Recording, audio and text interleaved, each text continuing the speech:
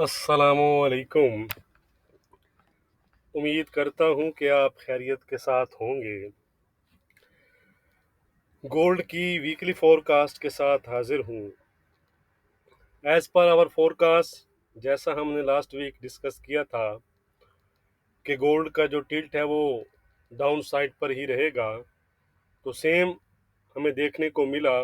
Gold red में ही रहा और तकरीबन 1.5% या $31 के साथ वीकली बेसिस पर क्लोज हुआ है। गोल्ड के अंडर प्रेशर रहने की वजह यूएस की 10 ईयर यील्ड्स और डॉलर इंडेक्स का स्ट्रेंथ इन होना था। Because of US strong data, इस वीक भी यूएस के तकरीबन तमाम जो नंबर्स थे वो पॉजिटिव साइड पर आए। पीएमआईज, जीडीपी और ख़ास तौर पर कोर पीसीई प्राइस इंडेक्स, जो मंथली बेसिस पर 0.3 से इंक्रीज होकर 0.4% और एयरली बेसिस पर 4.6 से इंक्रीज होकर 4.7% आया। यानी जो इन्फ्लेशन थी वो बढ़कर आई है। और ये मैंने आपको बताया हुआ है कि ये वो वाले इन्फ्लेशन नंबर्स हैं जिनको फेड की इन्फ्लेशन गेज भी कहते हैं। और फेड इन्हीं नंबर्स को देखकर इंटरेस्ट रेट को बढ़ाता या कम करता है। और अगर हम देखें तो ये नंबर्स अभी भी वेल अबव हैं फेड के 2% टारगेट से। अगर आप देखें एक और चीज़ कि लास्ट ईयर दिसंबर से ये 4.7% के आसपास ही जो जो इन्फ्लेशन है इसी के आसपास ही ये घूम रही है या चल रही है। तो आप कह सकते हैं कि इतने हायर इंटरेस्ट रेट के बावजूद भी इस पर वो उतना जो है वो इम्पैक्ट हमें फिलहाल इस पर नज़र नहीं आ रहा। तो इट्स मीन कि लॉन्ग वे टू गो है अभी फेड के लिए। हालांकि फेड चेयरमैन ने बैंकिंग इशू की वजह से पास का हिंट भी दिया था, बट इसके साथ साथ जो बाकी फेड मेंबर्स हैं वो अगर आप उनके जो कमेंट्स हैं उनको अगर आप देखें तो वो हमें मज़ीद जो रेट इंक्रीज के जो फेवर में नज़र आ रहे हैं। अब अगर हम देखें तो डाटा भी ये चीज़ कंफर्म कर रहा है कि इन्फ्लेशन अभी हायर साइड पर है। तो इसके लिए फेड को मज़ीद रेट इंक्रीज या करंट हायर साइड को आप कह सकते हैं कि लॉन्गर टर्म के लिए होल्ड करना पड़ सकता है। सेम यही चीज़ अगर आप न्यूज़ वगैरह देखते हैं तो कल आईएमएफ ने भी यही चीज़ कही है। बट इट्स टू अर्ली होगा कि हम जो नेक्स्ट मीटिंग है यानी जून में उसके बारे में कोई फाइनल कंक्लूजन पास करें, क्योंकि अभी नेक्स्ट वीक भी यूएस के मेजर डाटा यानी नंबर्स जो हैं वो ड्यू हैं, जिनके बाद ही कुछ फाइनल कहा जा सकता है।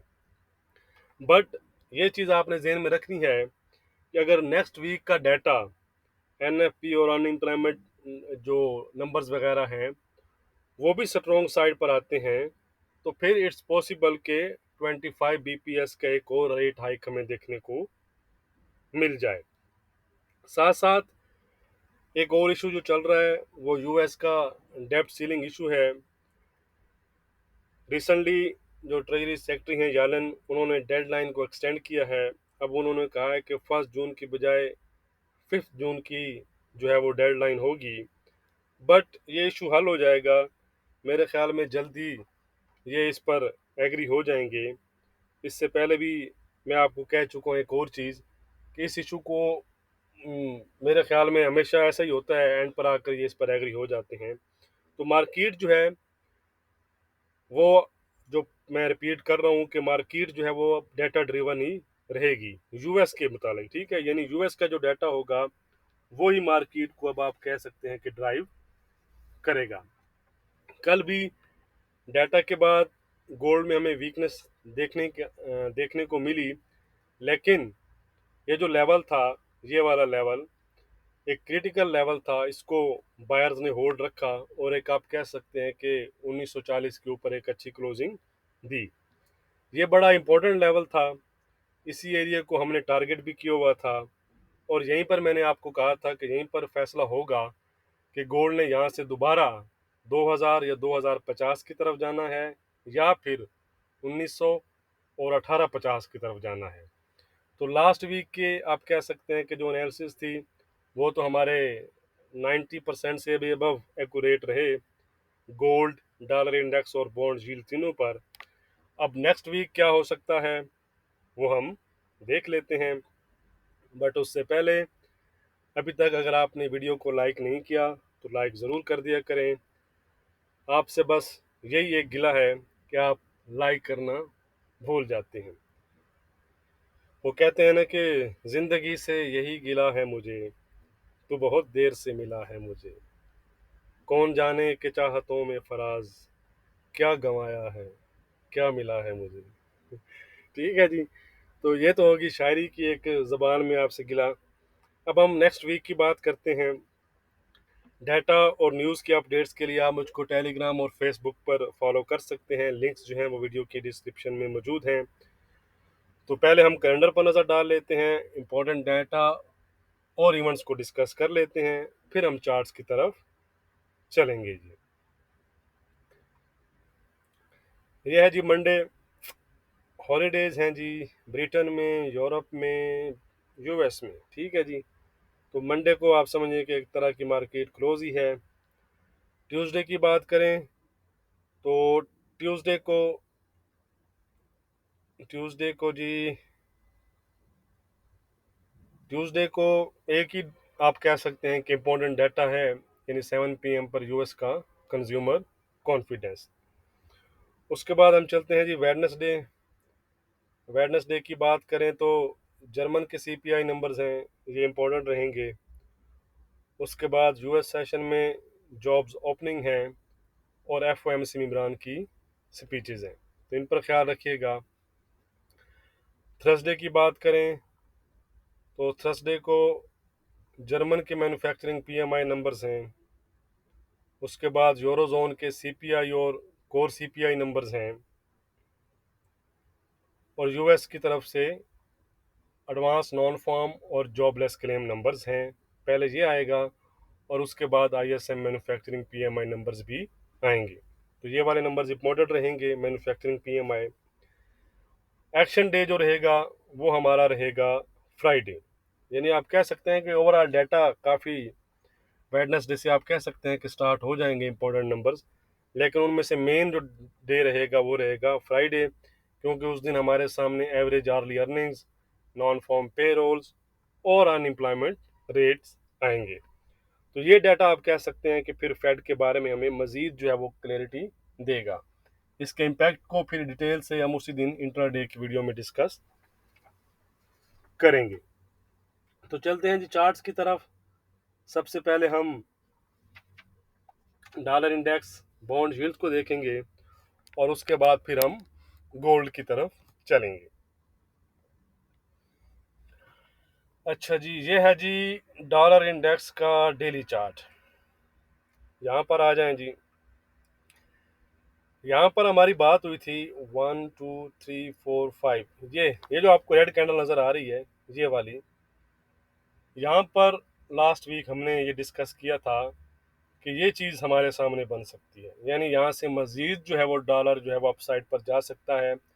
ये गोल्ड प्राइसेस के लिए नेगेटिव होगा, और ये टिक हमने इसलिए लगाया था कि हमारा जो फेवर था वो इसी इसी यानी कि एक्शन की फेवर में था, कि ये हमारा जो व्यू था वो यही था कि ये मज़ीद आप यहाँ से जा सकता है। तो सेम वैसा ही हमें देखने को मिला, ब्रेकआउट हुआ, टेस्ट हुआ और उसके बाद तकरीबन आप कह सकते हैं कि 104-50 के आसपास तक चला गया था। तो अभी भी हमारा व्यू ये है, सेम है कि टारगेट एरिया इसका ये वाला है। ठीक है जी, जो मैंने आपको प्रीवियस भी कहा था 105 60 80 का एरिया है। ठीक है जी, अभी भी हमारा टारगेट एरिया यही है। यहाँ ये हो सकता है कि दोबारा से ये आए, इसको टेस्ट करके और फिर ऊपर चला जाए। ठीक है, तो फर्स्ट व्यू अभी भी हमारा यही है, टिक भी है यही, एस सेम लगा रहेगा, और ये चीज़ गोल्ड के लिए नेगेटिव होगी। ऑन द अदर साइड अगर ये इसको ब्रेक कर देता है, यानी ये जो मैंने आपको लाइन लगाई हुई है ना, ये वाला जोन, ठीक है, ये ये तो फिर हमारा व्यू ये हो जाएगा, फिर ये डाउन साइड पर दोबारा से इस डबल बॉटम को जो हमने डिस्कस किया था। अब आप देखें ना ये चीज़, अब कब से हमारा व्यू इस पर पॉजिटिव हो गया था, इस वजह से हमारा पॉजिटिव हुआ, आपको बताया था, और इसी वजह से हम गोल्ड में डाउन साइड देख रहे थे। ठीक है, तो इसको देखने का फ़ायदा ये होता है कि इससे हमें हेल्प मिल जाती है। थोड़ा सा हाउ नाउ हमें रखनी चाहिए कि गोल्ड के जो ओपोनेंट हैं, जैसे आप कहते हैं कि आप अपने मुखालिफ पर भी नज़र रखते हैं, ठीक है, तो इस पर भी नज़र रखनी चाहिए, 10 ईयर यील्ड्स और डॉलर इंडेक्स पर, ताकि इनसे हमें थोड़ा सा हेल्प मिल जाता है। हमें गोल्ड में भी एक थोड़ा सा टेक्निकल वहाँ भी बता रहे होते हैं, ठीक है, लेकिन फिर भी एक थोड़ा सी हेल्प जो है वो एक्स्ट्रा एक्स्ट्रा जो हेल्प है वो यहाँ पर मिल जाती है। तो सेकंड व्यू हमारा ये होगा, अगर ये ब्रेक करेगा तो ठीक है, ये चीज़ फिर गोल्ड के लिए पॉजिटिव होगी, फिर गोल्ड आपको हायर साइड पर जाता नजर आएगा। 10 ईयर यील्ड सी, जो कि गोल्ड की मेन आप कह सकते हैं कि रिवाइवल हैं, ठीक है जी, देख सकते हैं आप ब्रेकआउट किया, उसके बाद मजीद आप कहीं और तकरीबन 386 के आसपास के इन बनाए। 390 का मैंने आपको कहा था फर्स्ट टारगेट, और ये सेकंड टारगेट था हमारा, ठीक है, 410 4 के आसपास, ठीक है। बहरहाल अभी भी हमारा व्यू इस पर सेम है, ये नंबर 1 भी लिखा हुआ है, ठीक है जी, कि पहला हमारा जो व्यू है वो ये है, अभी भी इस पर यही है। ये चीज़ गोल्ड के लिए नेगेटिव होगी, ये मजीद अपसाइड जाती हैं, और इसमें भी ये पॉसिबल है कि ये यहाँ से दोबारा टेस्ट करके भी अपसाइड पर जा सकती हैं, ठीक है, यहाँ से भी जा सकती हैं और यहाँ से दोबारा टेस्ट करके भी जा सकती हैं। तो फर्स्ट व्यू अभी भी हमारा इस पर सेम है, जब तक ये एरिया ये ब्रेक नहीं करती, ठीक है, ये एरिया इन्होंने ब्रेक किया तो फिर दोबारा से ये डाउन साइड पर जाएंगी, ये चीज़ फिर गोल्ड के लिए पॉजिटिव होगी। अब हम चलते हैं जी गोल्ड के चार्ट की तरफ। ये है जी गोल्ड का चार्ट, गोल्ड का डेली चार्ट है, जो हमने लास्ट वीक डिस्कस किया था। अब अगर आपको याद हो तो यहाँ पर एक हमारा लेवल था, यहाँ पर ये 1982 का, मैंने आपको बताया था कि ये अगर ब्रेक हुआ तो फिर 90% से भी अबव चांसेस हैं कि ये वाला जो हमारा टारगेट है 1940-30 का ये हिट होगा। प्रीवियस वीक ये बात हुई थी, प्रीवियस वीक गोल्ड ने जो क्लोजिंग थी वो 1982 से बिलो दी थी, 1 2 3 4 5, ये क्लोजिंग थी, ये क्लोजिंग हुई थी गोल्ड की 1978 के आसपास, ठीक है। तो डाउन साइड टारगेट इसीलिए थे हमारे, अगर आप देखें ना लास्ट वीक हमने ये दो टारगेट डिस्कस करके, अगर आप देखें तो दोनों हमारे आपको पॉइंट कर रहे होंगे कि दोनों हमने डाउन साइड को ही डिस्कस किया था, ठीक है। डाउन साइड इसलिए टारगेट डिस्कस किए थे क्योंकि गोल्ड जो था वो 1982 का जो लेवल था हमारा, ब्रेक करके उसके नीचे क्लोज कर रहा था और उसको रीटेस्ट कर रहा था, जिससे जिससे हमें वीकनेस का हिंट आप कह सकते हैं कि मिल चुका था।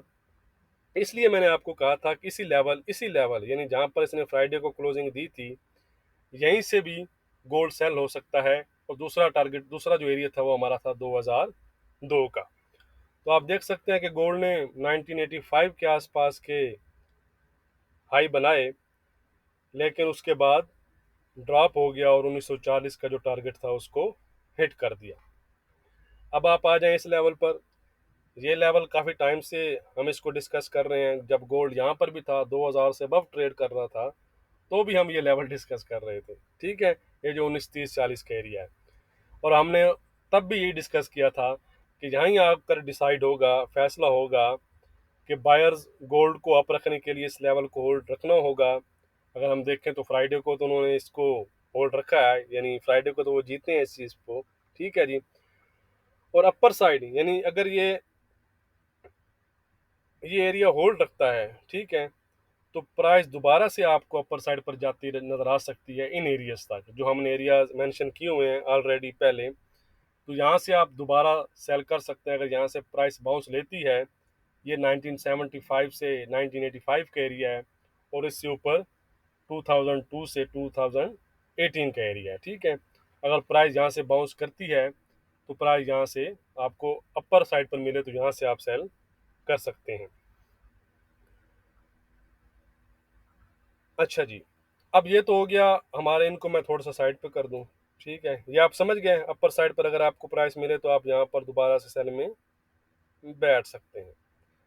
अब हम चलते हैं जी कि करंट सिचुएशन में क्या हो सकता है।